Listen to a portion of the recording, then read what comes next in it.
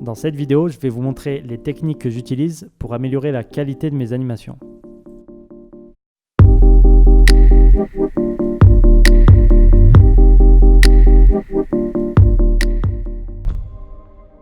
Alors mon premier conseil, ça va sembler évident, mais c'est déjà de se poser la question de ce que vous voulez animer et de comment vous allez l'animer. L'idée, c'est déjà de visualiser l'animation dans sa tête et d'éviter d'expérimenter à l'aveuglette. Ça va nous emmener au deuxième point qui est l'importance de la trajectoire. Dans cette référence, le héros il a toujours une trajectoire qui est bien cohérente et harmonieuse, qui est agréable à suivre. Et pour faire ça en pratique, je vais réduire le nombre de points qui vont définir ma trajectoire. Alors dans cet exemple, j'ai deux animations en zigzag. Elles ont exactement le même lissage de vitesse, mais celle du dessous, elle est un peu moins fluide que celle du haut. Et c'est simplement dû au fait qu'elles ont des trajectoires qui sont légèrement différentes. Donc dans le premier cas, en bas, j'ai utilisé plusieurs points pour dessiner sa trajectoire. Et dans le cas du dessus, j'ai utilisé seulement 2 points. Et en fait, cette trajectoire, je l'ai dessinée principalement grâce aux tangentes de mes 2 points. Donc quand vous allez dessiner votre trajectoire, essayez vraiment de la simplifier, d'utiliser le moins de points possible pour tout simplement qu'elle ait l'air plus naturelle. Donc ici, j'ai déjà en tête l'animation que je veux donner à mon héros. Je sais qu'il va partir du centre, qui va faire comme un 8. Ensuite, il va aller vers le haut, puis il va revenir au centre.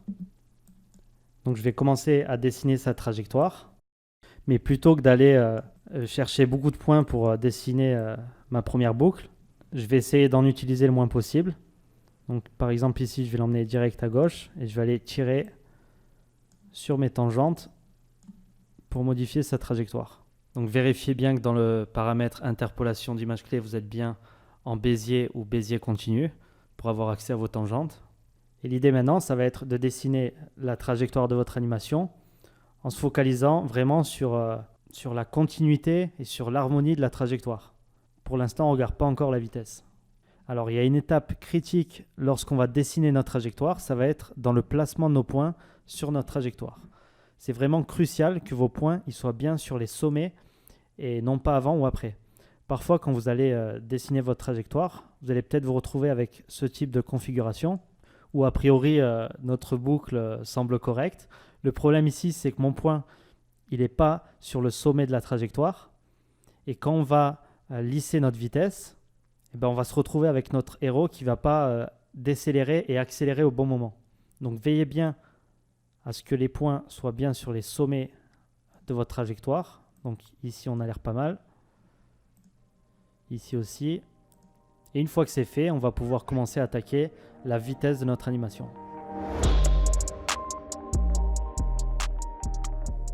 Alors quand je vais sélectionner toutes mes images clés et faire un F9 pour les lisser, par défaut, mon héros il va aller rejoindre chacun de ces points avec une vitesse de départ et d'arrivée qui est nulle. Dans mon animation, j'ai des points clés où je veux que mon héros ralentisse, voire s'arrête. Et j'ai d'autres points intermédiaires que j'ai utilisés seulement pour définir sa trajectoire. Donc par exemple, quand il est ici, je veux qu'il aille directement à droite sans ralentir au milieu. Donc ce que je vais faire, c'est que je vais sélectionner tous ces points intermédiaires. Donc j'en ai un ici. Ensuite, quand il est là, je veux qu'il aille directement au sommet sans s'arrêter au milieu. Donc je vais aussi sélectionner ce point.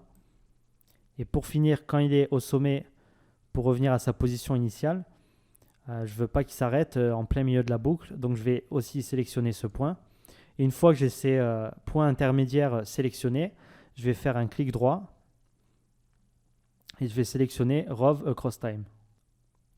Là, on voit que mes images clés, elles ont changé d'apparence. C'est devenu des petits points.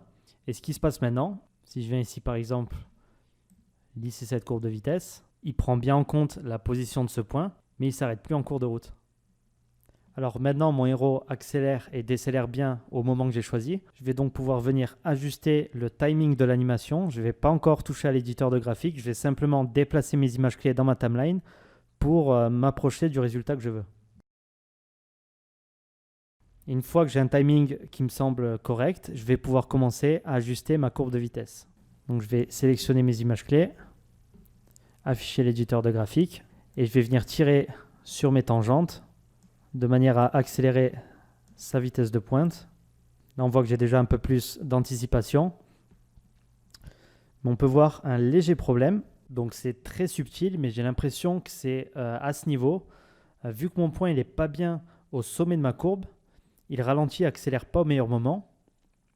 Donc je vais ajuster ma trajectoire de manière à ce que mon point soit bien au sommet de ma courbe. Alors au niveau du timing et du lissage des images clés, on est pas mal. Il y a un dernier paramètre que je vais contrôler. Ça va être la vitesse de mon héros au niveau de ces images clés. Quand mon héros arrive à ce point, il va être complètement à l'arrêt et ensuite il va repartir. Donc moi je veux qu'il ralentisse mais pas jusqu'à l'arrêt. Donc pour modifier ça, je vais sélectionner cette image clé et je vais utiliser le raccourci clavier CTRL-SHIFT-K pour afficher la fenêtre de vitesse des images clés. Alors ici on peut voir que j'ai un rectangle de vitesse d'arrivée et vitesse de départ. L'influence, c'est ce qui correspond aux tangentes que j'ai déjà ajustées, donc je ne vais pas modifier ça. Ce qui va m'intéresser, ça va être ici la valeur vitesse qui est par défaut de 0 pixels par seconde. Ce que je vais faire, c'est que je vais modifier cette vitesse, mais le point clé, ça va être de garder des valeurs similaires dans les deux rectangles. Ça va nous permettre de ne pas avoir de coupure dans l'animation et que ça reste continu. Donc je vais essayer par exemple une valeur de 100 pixels. Ici maintenant, je prévisualise. Je peux voir que mon héros, certes, ralentit à ce niveau-là, mais pas jusqu'à l'arrêt.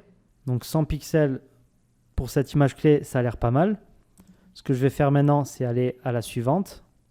Donc je la sélectionne, je fais un CTRL-SHIFT-K. Je vais essayer aussi 100 pixels.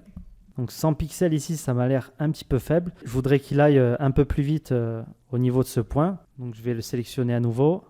Et au lieu de 100, je vais mettre par exemple 150.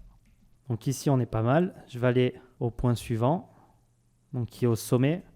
Ici, je vais peut-être mettre un peu moins de 100 pixels. Je vais essayer 50. 50, on est pas mal. Et le dernier point, je ne vais pas y toucher vu que je veux qu'il s'arrête complètement. Donc ce que je vais faire, c'est que je vais jouer le tout pour voir ce que ça donne. Donc on n'est pas trop mal. Maintenant, je vais pouvoir à nouveau ajuster le timing. Je trouve qu'il met un peu trop de temps pour arriver à droite de l'écran. Donc je vais sélectionner les images clés à partir de ce point et je vais venir les rapprocher pour accélérer un peu le mouvement. Alors à ce niveau, je suis satisfait avec mon animation.